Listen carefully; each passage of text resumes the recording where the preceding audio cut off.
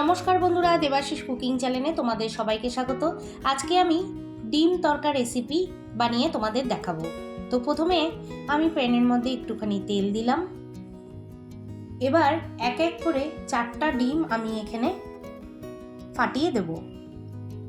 এবার সামান্য এর মধ্যে লবণ দিয়ে ঘন ঘন এটাকে নাড়তে থাকবো আর টুকরো টুকরো করে ছোট ছোট করে ভেঙে দেব।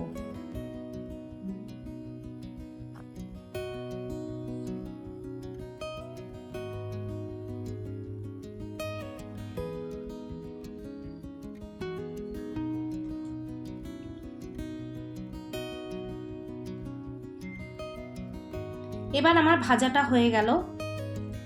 এবার গ্যাসটা আমি জ্বালিয়ে প্যানে বসিয়ে এর মধ্যে একটুখানি তেল দিয়ে দেবো। এবার এর মধ্যে পেঁয়াজ কুচি দিয়ে দিলাম।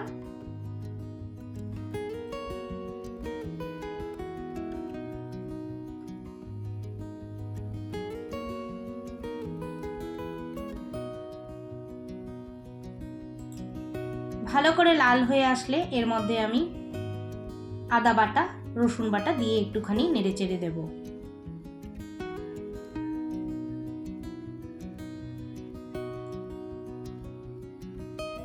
এবার এর মধ্যে একটু টমেটো কুচি দিয়ে দেব, সাথে একটুখানি লবণ দিয়ে দেব।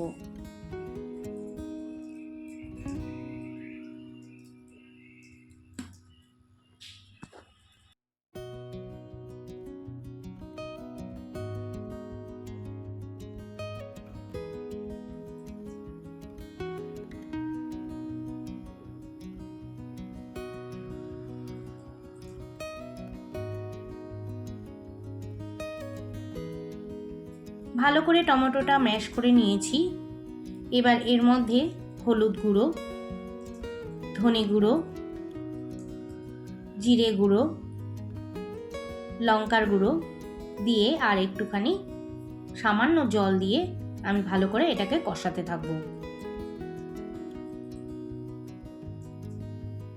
জলটা দেওয়ার কারণ হচ্ছে আমি গুঁড়ো মশলা দিয়েছি তাই।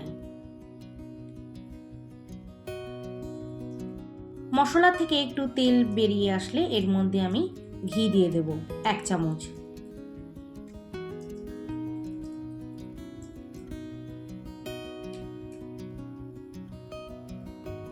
এবার এর মধ্যে একটুখানি গরম মশলা দিয়ে দেব, একটুখানি নেড়ে চেড়ে নেব। নেড়ে চেড়ে 5 মিনিট হওয়ার পরে এবার ডালগুলো যে সেদ্ধ করে রেখেছিলাম এটা আমি এখানে দিয়ে দেব।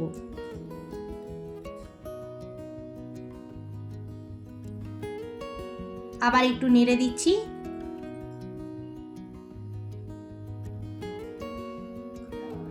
আগেও আমি একটুখানি লবণ দিয়েছিলাম, এবার এর মধ্যেও আমি একটুখানি লবণ দিয়ে দেব।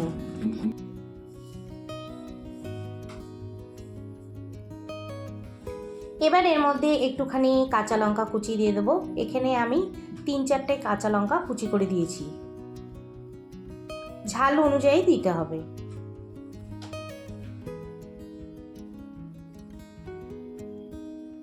এবার এর মধ্যে আমি একদম সামান্য একটুখানি চিনি ফেলে দিলাম।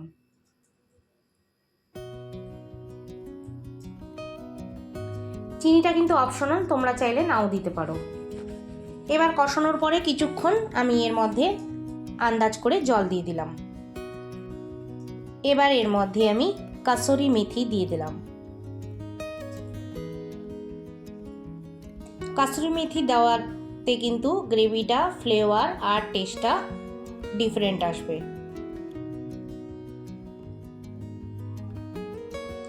এবার নেড়ে চেড়ে 5 মিনিট পর আমি এর মধ্যে ধনেপাতা কুচি দিয়ে দিলাম। এবার এটাকেও কিছুক্ষণ নেড়ে আমি ফুটতে দেব।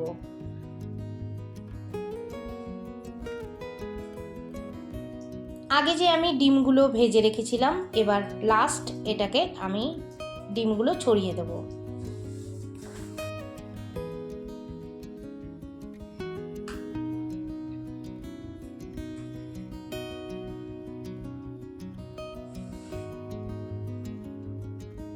কিছুক্ষণ হয়ে যাওয়ার পরে আমি নামানোর আগে একটুখানি বাটার দিয়ে দেবো।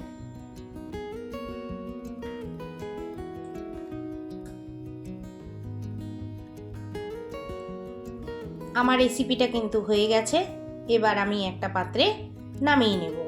আশা করি রেসিপিটা তোমাদের ভালো লাগবে। যদি ভালো লেগে থাকে রোজকারের মতো কমেন্ট করতে ভুলো না, একটা লাইক করে দিও, সাবস্ক্রাইব করার অনুরোধ রইল।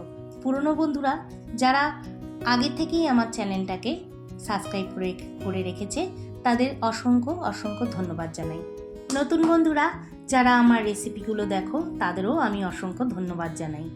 তোমাদের কাছে আমার সাবস্ক্রাইব করার অনুরোধ রইল আর পুরো ভিডিওটা দেখার অনুরোধ রইল। এইভাবেই তোমরা আমাকে ভালোবাসা দিয়ে আমার পাশে থেকো। ততক্ষণে তোমরা সুস্থ থাকো, ভালো থাকো। আমি ভিডিওটা এখানেই শেষ করছি। বাই।